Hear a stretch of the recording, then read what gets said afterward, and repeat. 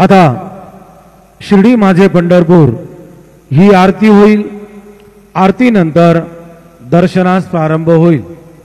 अब शिर्डी माझे पंढरपुर यह आरती होगी। आरती के बाद दर्शन कतार शुरू होगी। श्री सच्चिदानंद सद्गुरु साईनाथ महाराज की जय। हरि ओम। आकृष्णेन रजसा व्रतमानो निवेशयन्नमृतं मर्त्यञ्च हिरण्ययेन सवितारथेन देवो जाति भुवनानि पश्यन्।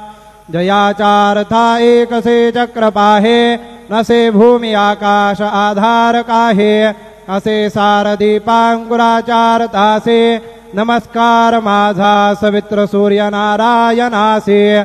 गुरुर्ब्रह्मा गुरुर्विष्णु गुरुर्देवो महेश्वरः गुरुर्साक्षात् परब्रह्म तस्मै श्री गुरवे नमः।